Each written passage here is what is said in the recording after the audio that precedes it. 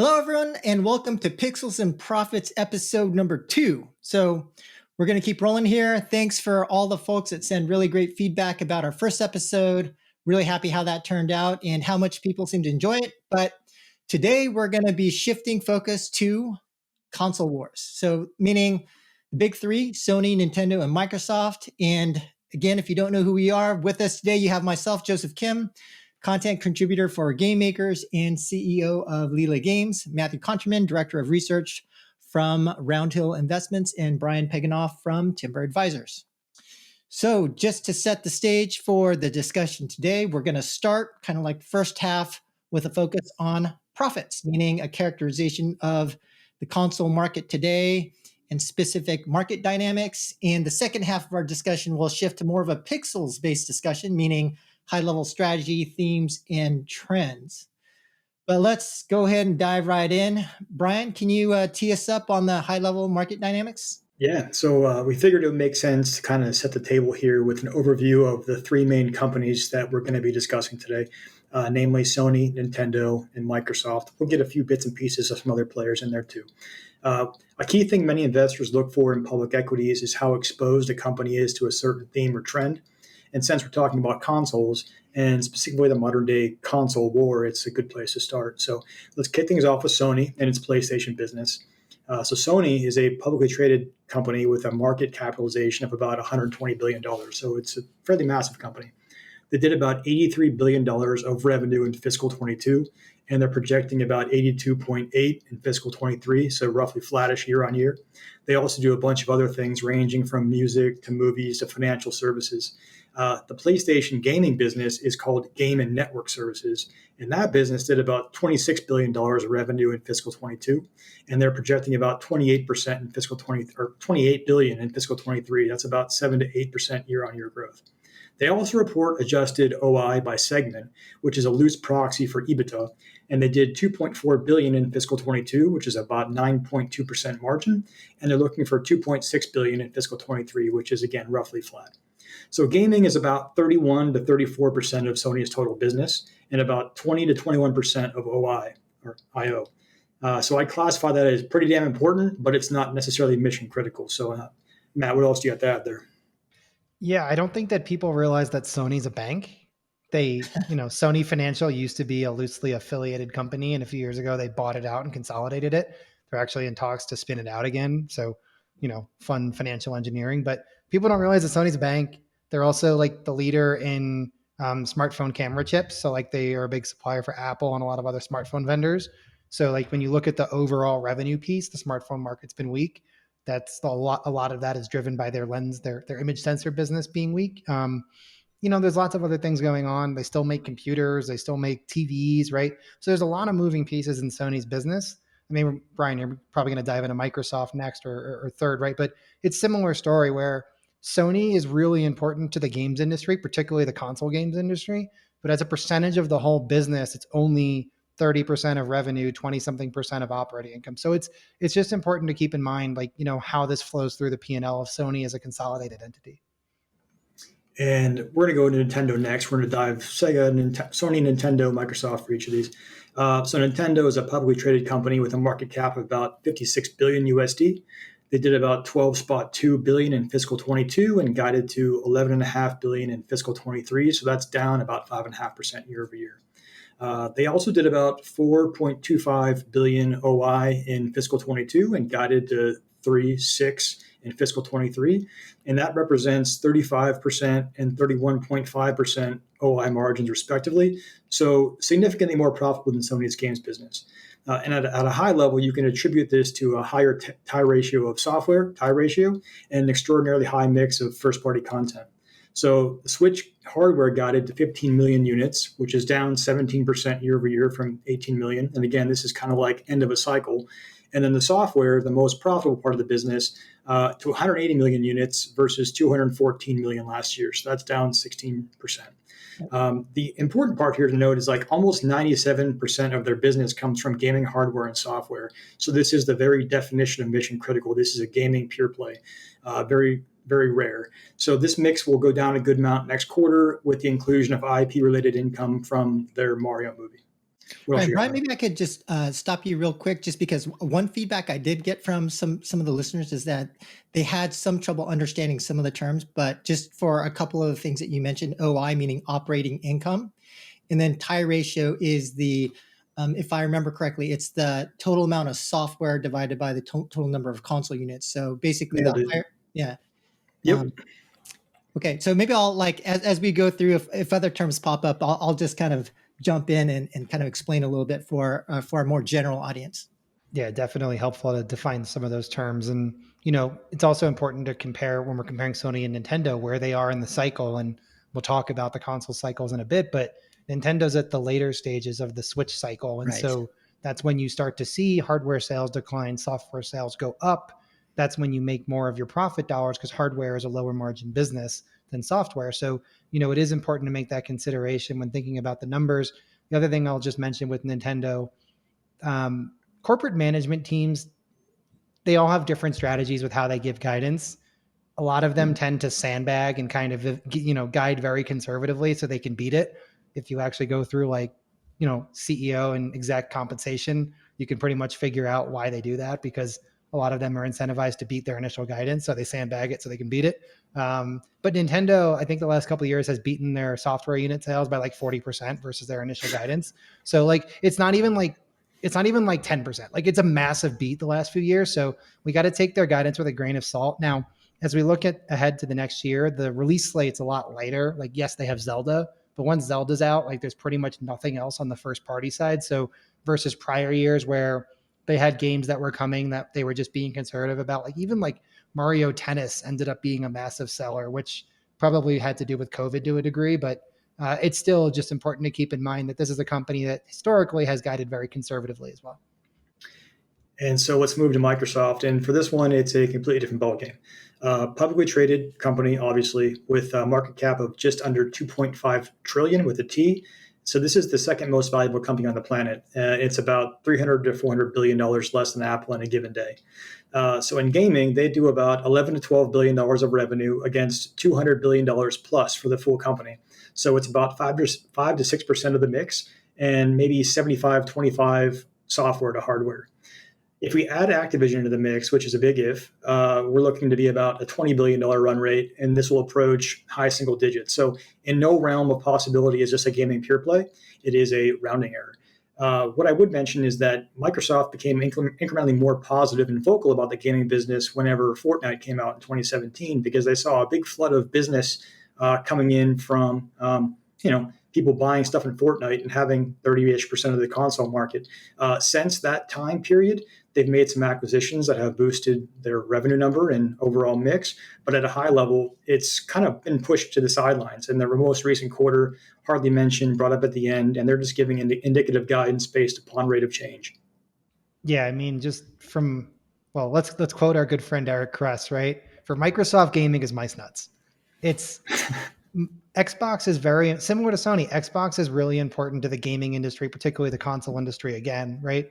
But for Microsoft on a consolidated basis, they're the second largest cloud vendor. They're the largest SaaS vendor in the world.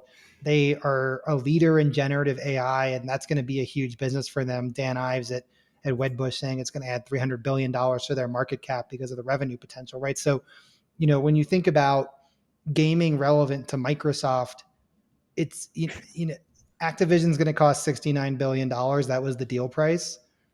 That's less than 1 year of free cash flow for Microsoft. They will make that money back from everything else they do in less than a year, whether or not they buy Microsoft. So we're just talking about orders of magnitudes of money that just doesn't exist in most other companies.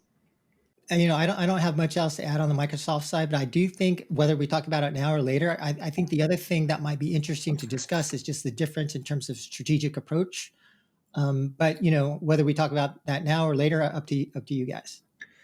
I think what we're planning on doing is taking a quick dive into, well, actually not maybe not quick, but the last few generations of hardware, Yeah, let's do that. and then it's been funny. I played a little catch up over the past week since we've been planning to do this for a while, and I wanted to draw some conclusions around what drove successful outcomes for hardware console units in the past. And I think what I came up with was three things, and I'd love to hear your views on it. The first one is speed to market. in the specific generation. The second one is differentiated features and innovations specific to that console.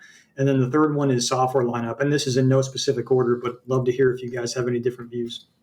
Yeah, I think in particular, you know, the importance of exclusive content, I think, at least for me, kind of defined the initial success of those platforms. It might be interesting to think about how much of an impact you guys think that has today. But at least for me, that's how I made my early console decisions: is, where am I going to be able to play a specific game? I definitely think that first party content is it's the only factor that has spanned all of the most recent generations. Like if we look at technology and differentiated factors, like that was huge for Xbox in the beginning. And Brian, you've laid out some of the numbers we're going to get into, but they were the first one to have online multiplayer in a console, right? That was huge. Halo 2 was the first ever online multiplayer game. Like that was a huge selling point for Xbox at the time. Then they tried the Kinect and that was just a huge flop. So, that's been hit or miss. Nintendo hit or miss, right? They seem to, TikTok between generations. The Wii was a massive success with how they structured the controller with the motion sensors, but the Wii U was a massive flop with that weird tablet thing.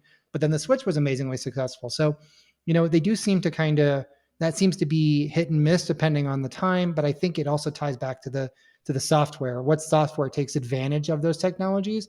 And I think that's why I think the first party content or even second party content, when you look at Sony more recently, is more of the thing that has the most staying power across generations.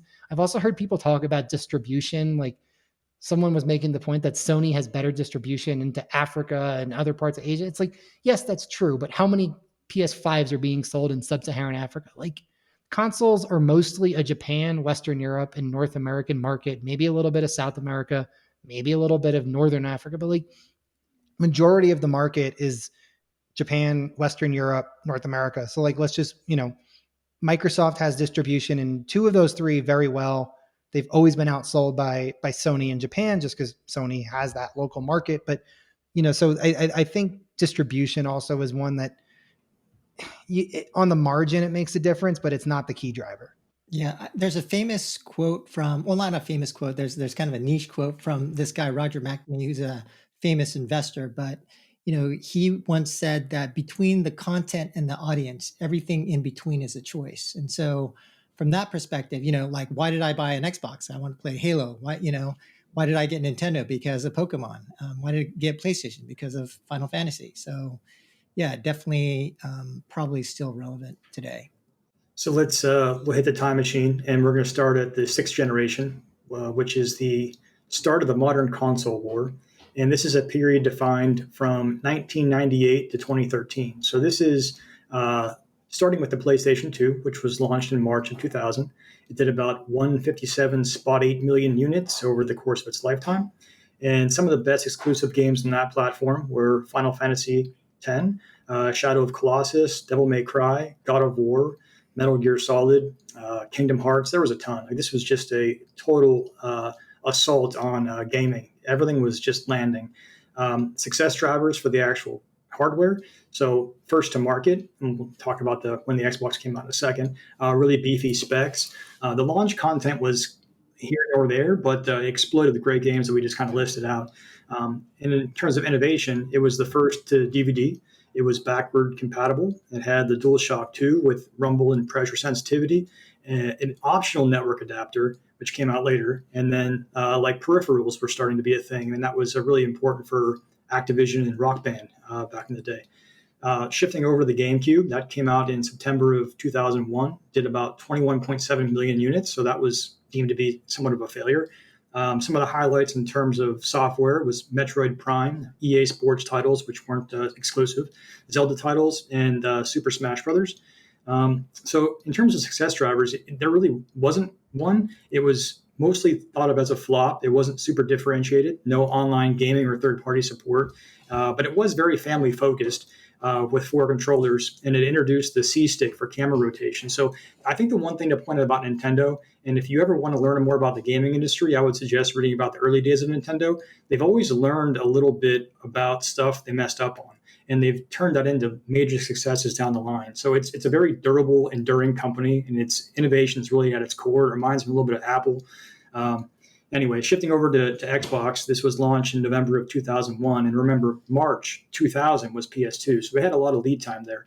This did 24.7 million units. The major games were Halo and Halo and Halo. It had a built in hard drive, an Ethernet port, which Matt already alluded to, and a media center. And I would say the main challenges here were the price point. It was a bit more expensive than the Sony offering. It was late. It lacked really intense backward compatibility, although it did support it. And there was some struggles with branding. So I don't know how that resonates with you guys. What were you doing in 1998?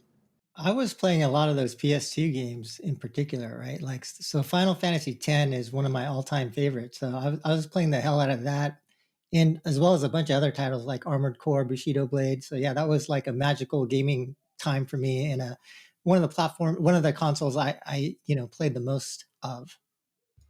I was hard into Halo. I was a big Xbox gamer. Halo 2.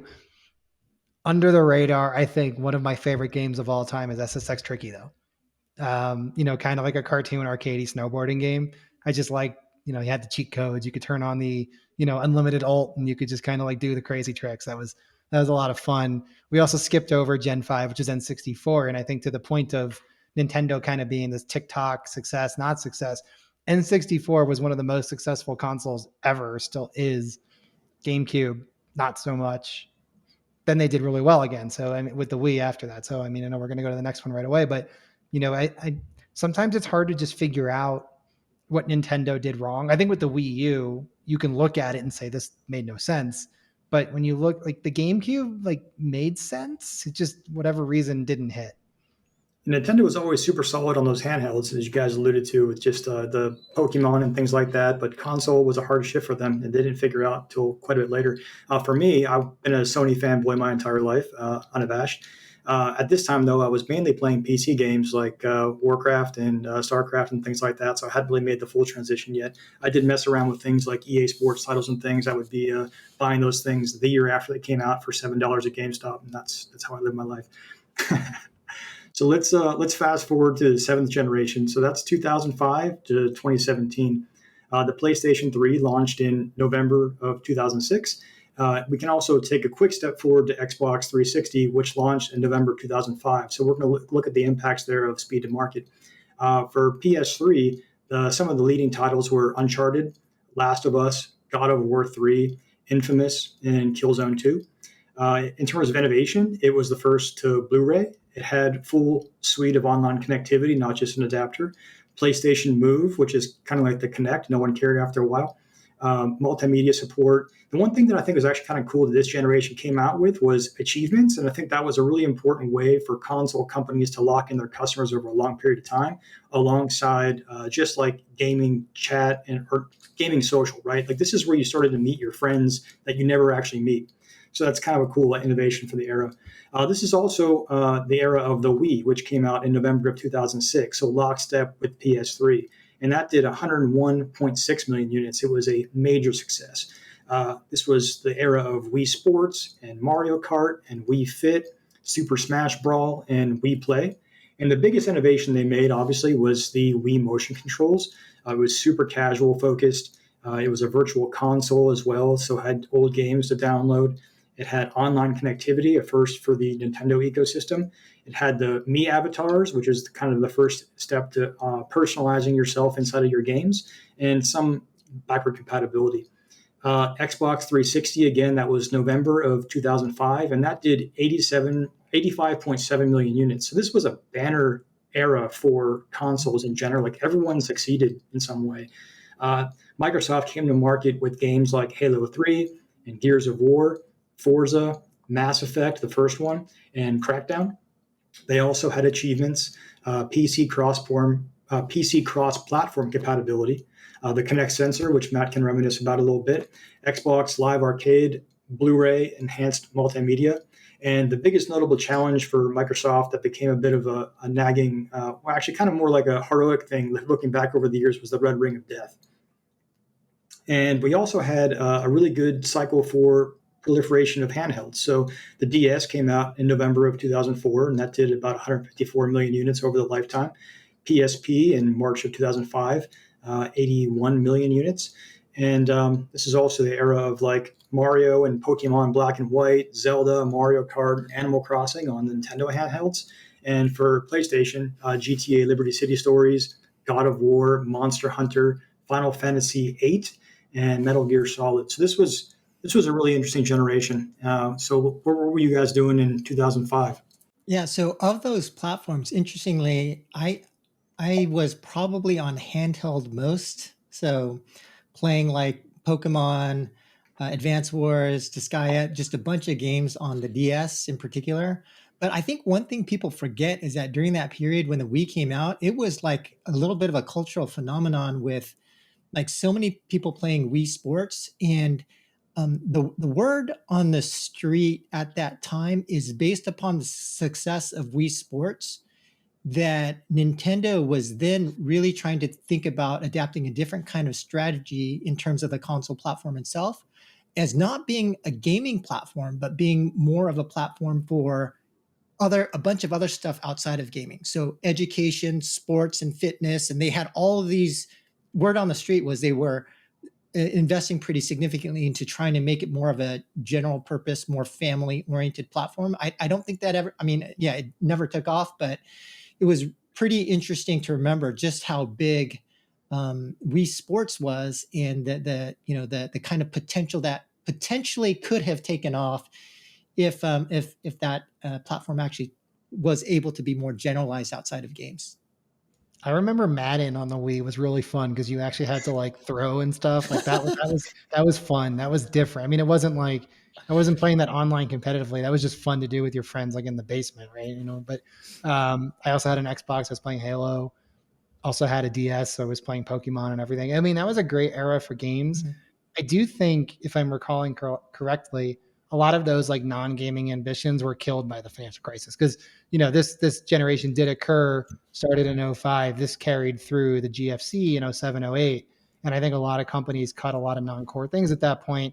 I think a lot of those education, fitness type things got canned at that period. It's interesting. Well, then as we get to the Switch, right? Definitely fitness has been something they've done a lot with. They have a lot of sports games, but Ring Fit, Mario Tennis, things like that are all more active. So, it is interesting how that kind of came full circle. Yeah, this was a pretty heavy era for me too. I definitely was part of the Wii revolution and things like that. I was still a Sony fanboy again. I played a lot of these single player games you already mentioned, Uncharted, God of War, whatever. But for me, the lasting impact from this generation was the tail end in 2014 when Bungie released Destiny 1. It was like the first time I've really seen a shooter game where you meet people and team up, and it's like a really cross intersection with PvP and PvE. And that game transitioned to PS4 and eventually PC and got me back into that ecosystem. So that was certainly one that I look back on with a lot of fondness. Let's skip to the eighth generation. So this is 2012 to 2020. And this is the PlayStation 4, which was launched in November of 2013. That's at 117 million units. Let's do a quick flash down to Xbox so we can compare again. Xbox came out in November 2013 as well. So this was lockstep again. 51.26 million units. So just quick step back from the seventh generation to the eighth generation. Seventh generation, Sony's nervous because Microsoft is equal in share, and then they got their butt kicked in the eighth generation. So why? The games that PlayStation had, Spider-Man, God of War, Horizon Zero Dawn, Uncharted 4, The Last of Us Remastered, Ghost of Tsushima, Ratchet and Clank, Infamous Second Son. So it was just like just a barrage of amazing content that people still play today and like that they still iterate off of in current generation games. So the innovations, it was a powerhouse. It was a very strong system. It doubled down on gaming versus owning a living room. And that's kind of where Microsoft went, right? They wanted to be the multimedia center of your living room. Exclusives were epic, like we just said. The PSN evolution, and then the DualShock 4, which with touchpad and motion sensing, remote play with the Vita, social sharing, and gameplay capture. The Wii U, which was another Nintendo flop, November of 2012, that did 13.6 million units. So it's like 10% of what they did in the last generation. They had some Mario Kart games, Super Mario 3D World, Splatoon, whatever. The gamepad had a controller, like a built in touchscreen. And so why did it fail? The marketing was off. So it wasn't a material improvement over Wii, and it was kind of deemed as an accessory. There was a performance gap between the other two powerhouses, Microsoft and Sony. The software lineup was lacking a bit. The rise of mobile gaming is also attributed here because this was their first attempt at kind of like bridging that console to mobile form factor, and a lot of the innovations were happening on mobile where the distribution was way better and the monetization was way better, frankly. So I think the silver lining here though is that it prepared them for the Switch. So touching on Xbox One, this did again 51.26 million units lifetime. Halo 5, Forza, Gears of War 4, Sunset Overdrive, Sea of Thieves. So, like, decent games. Some of them are still around today, but nothing that really shocked the world. And then this is also a decent hardware handheld cycle as well. So the 3DS was relevant. And this is also the era of Fortnite, which I'll touch on after the other guys go and tell us what they were doing in 2012. Yeah, for me during this period, I think, I mean, this was obviously like, Sony really took it away. For me, like the previous reason for owning an Xbox was always Halo, and the Halo just wasn't the same at that point. And then to your point on content and the other titles available on Xbox, it just wasn't that powerful. Whereas, on the PlayStation side, I mean, God of War by itself is worth buying, a PlayStation 4. But yeah, I would say for me, I was mainly playing PS4, or at this point in my career, just buying a bunch of games and watching my kids play. I was an Xbox One user. It's so less good content. It was a lot of sports at that time. I was big into the just EA Sports games in general. A lot of FIFA, lot of FIFA in that generation. They got a lot of money from me. That was when Ultimate Team started to really blow up, and I got into that ecosystem, and that's a drain on your wallet over time.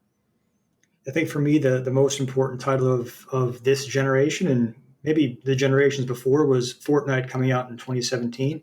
I had a really early look at that game when it was just kind of first being conceived. There wasn't any building yet. It gave me access to play a new extraction kind of like shooter shrinking world that was popular on PC, but like not super popular on consoles or anywhere else.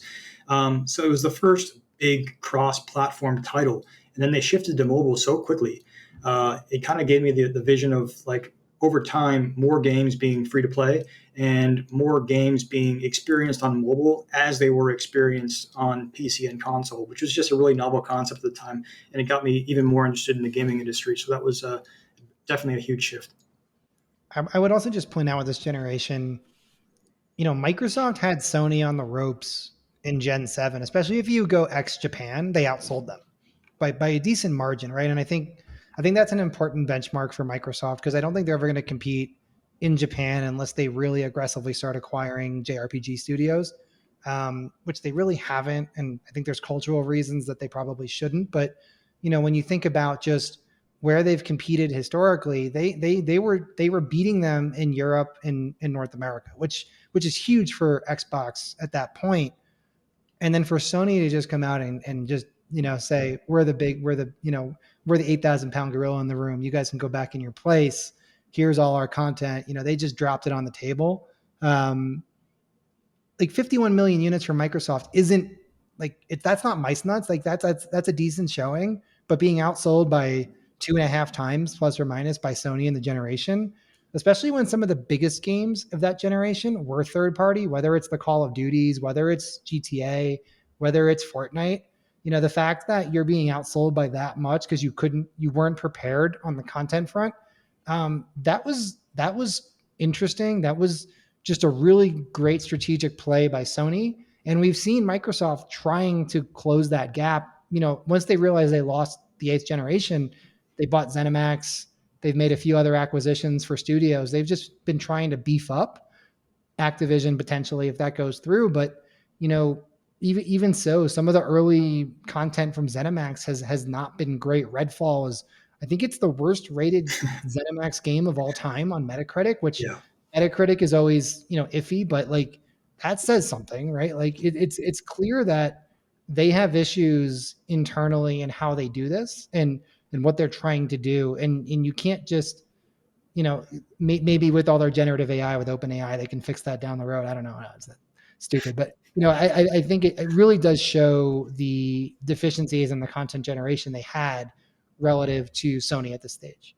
All right, so all the way to the present, we'll talk about the ninth generation last, and then we'll go into a little more of a discussion phase. So this is deemed as like 2021 to present day, but there's a big caveat in there because Nintendo kind of went mid-cycle on everybody and took over the world. So PS5 launched in November 2020, 34.4 million units roughly to date. Xbox X or SSX, November 2020 as well, so lockstep again. And sell-through there has been about 21.7. So there's some issues here that we can talk about in a little more detail about the pandemic thing that happened and everything else that caused some share shifts and things like that, and also the availability of consoles actually being able to be sold during the holiday season and things like that, whenever things are usually very robust. For PS5, you know, the story is still being written. Oftentimes, it takes a little while for the software to catch up with the hardware, but they've already got some great titles out there like Last of Us and Horizon Forbidden West, God of War, Demon Souls, another Ratchet and Clank, and Returnal. They have an like a SSD inside, 4K and HDR support, dual entitlement and cross-platform progression. Xbox, we'll just skip to that real quick. Again, Halo Infinite, which was reasonably well received. Not to Matt though, Forza and Fable. And then their innovations here was Game Pass, which we'll probably dive into a little bit further in the discussion, and cloud gaming, which again is kind of becoming or was becoming ubiquitous, but it's still kind of touch and go. But let's talk about the Switch because that launched in March 2017. They've done 125.1 million units to date, roughly, and just went all in on content. I mean, Mario Kart, Animal Crossing, SSB, Legend of Zelda, the new Link, Pokemon Sword and Shield, Scarlet Violet, like you name it, that Mario Odyssey, all of these games were just fantastic and outstripping their own internal expectations. And, you know, it was just, it's been a very good cycle for them. And again, this is like, they were not just like first to market, but first to market in a material way, launched with an amazing marketing campaign. Every time I hear someone snap their fingers, I instantly think of Switch.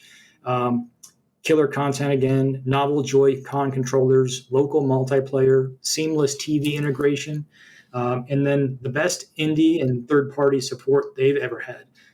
And, you know, portable. So over the years, Nintendo's had these ecosystems that kind of coexisted. They would play around in console a little bit.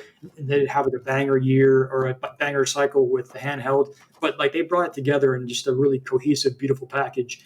So I'll just leave it there and see what you guys were doing in 2021, which was not too long ago. Yeah, I think for me, of the consoles of this generation, I mean, I think you have to have a Switch, definitely.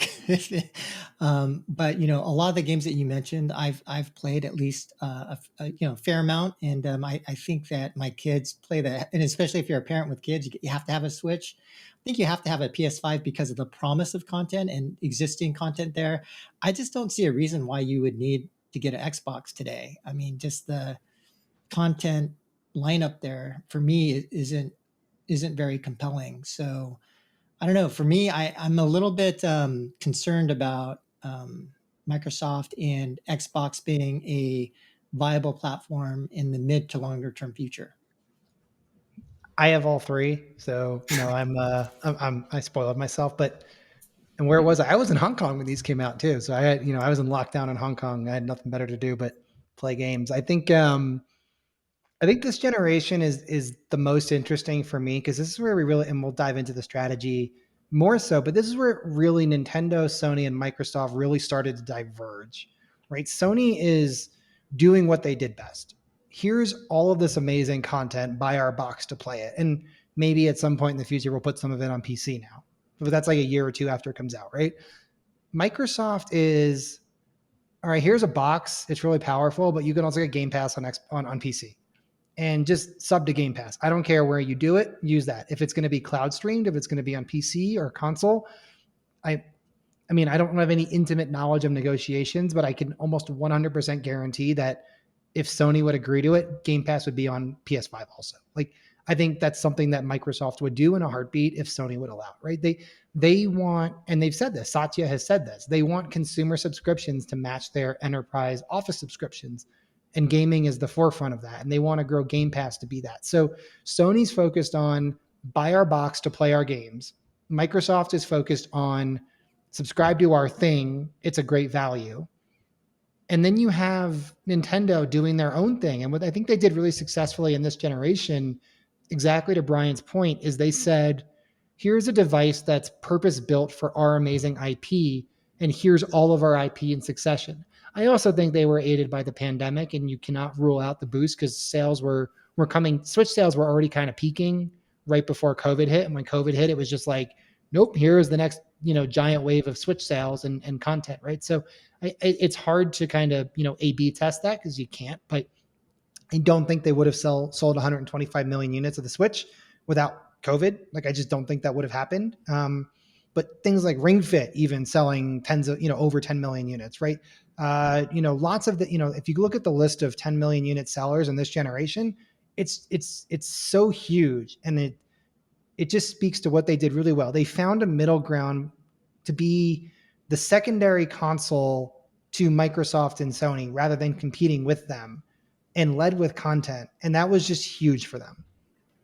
Yeah, I think maybe one other thing I could jump in here with is I think there's, in this generation, I think there is a little bit of a different environment in the sense that I think that it's no longer PlayStation versus Switch versus Xbox. I think it's PlayStation versus Switch versus PC, right? Because if you think about historically, PlayStation was always the best platform to play RPG games and narrative-based, action adventure types of games, right?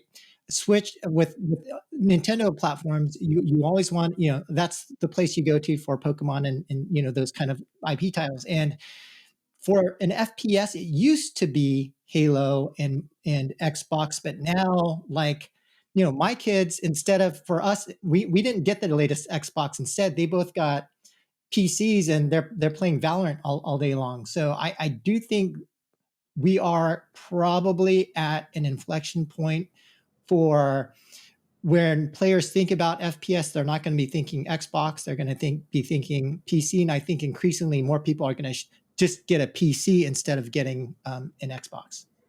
I got a few outliers here as well, but the other thing worth pointing out is that this is also the era of mass consolidation in video games. And let's just set aside mobile for now, because that was where a lot of it happened.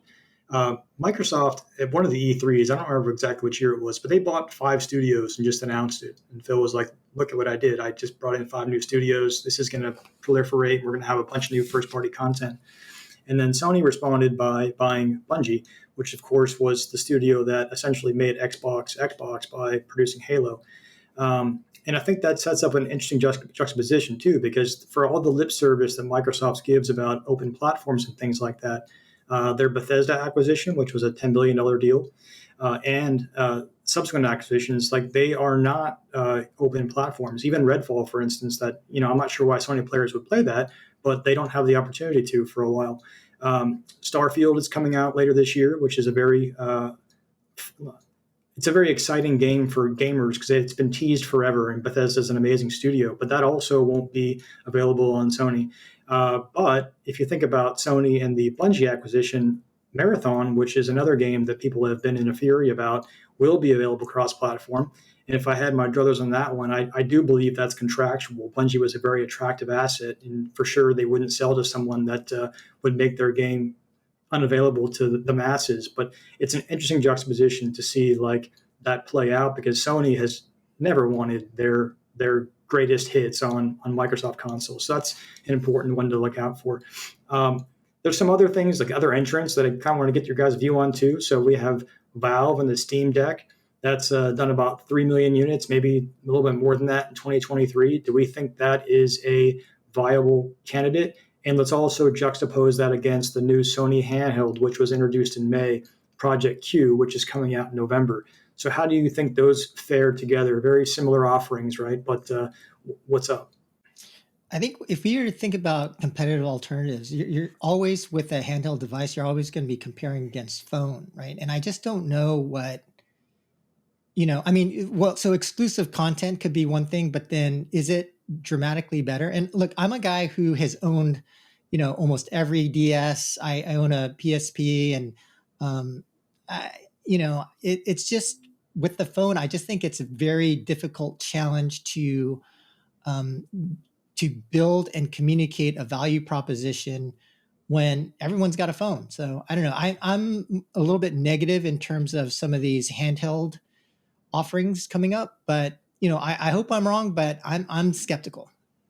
These feel like very 2021 things where there was lots of free capital and people were just throwing stuff at R&D to see what sticks because they're all coming out now.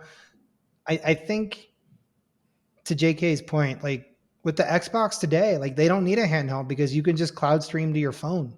Like I can go sit outside in my backyard and play MLB The Show or whatever game I want to play, stream from my Xbox on my Wi-Fi network. It's not going to be I wouldn't play Call of Duty doing that because I'm going to have lag doing it. But like to play something that's offline where it's just me, like that's a great, and whether it's my phone, a tablet, whatever device I already have, like I don't need another thing to go with that to do that. And so I just think it's a product that was designed with this work from home, we're all going to be home forever mentality, and it doesn't really fit the modern world that we're in, where everything changed very quickly after changing very quickly, and how we live, work, and play, and everything. And I think over time, if cloud really becomes competitive on a latency basis, like then these things could potentially become valuable. But again, your phone does it too. So why would you spend $300-400 on something that your phone can do? It's the same argument for like VR. There's not great or differentiated content yet. You've already got to own a $500 PS5, and then you got to spend $500 on a headset. It's like, so it's $1,000 gating for content that isn't great. It's the same content. It's just an extra couple $100 to play it on a small screen where I need to wear glasses anyways. Like it's it's it's not an optimal experience, and I think it just misses the boat. Yeah, it's like when the iPhone came out, everyone stopped buying iPods, right? And now this strategy is like, okay, well, we're going to try to disrupt the iPhone with single purpose gaming device. I don't know. I just think it's going to be very challenging. Yeah, I would say like a lot of this was emulating the success of the Switch, which again kind of beat them to market in this arena. Um, I would say Sony's got a way better chance of making a dent in this market than Valve. But I would also say like Microsoft has said they're not interested, and I continue to believe that that's true. And there's companies like Logitech and others filling the gap. I think that is a huge losing proposition because if you don't own the distribution, there's no reason to be in the gaming hardware business. So that would be a big loser, in my opinion. I guess the I think other. this, sorry, I think the Sony Project Q would be more successful if it wasn't tied to the PS5, right? If this was a standalone device where you could buy games and play them directly on it rather than remote play from your PS5, that then you're competing with the Nintendo DS and all of the Game Boy, spawns all the next generation there, right? That's a different market opportunity you're going after. Now you're saying I can have PlayStation IP wherever I want it. That's a cool concept. To tie it to the hardware to PS5, I just think that opportunity basically is gone. Say we got a really good look at Nintendo financials. I think like in May they dropped something recent as of end of March or something like that. So we have a good backward-looking view and guidance for the full year. There was nothing in there about a new hardware cycle. And again, this is 2017 we're talking about. It's been, if I'm doing my math right, 6 years since the last one. And Matt, I know you spend a lot of time on the semi supply chain and specifically in Asia. So I think you mentioned you may have heard something, but what are your indications there? So Sharp supplies the displays for the Switch, and they said that they had secured a contract design for the next generation console business for one of their customers. We can do math, right? So whether that's this year or next year, there's clearly some sort of reference design being set upon where Sharp now has the contract to build whatever the next generation product or the display for the next generation Nintendo product.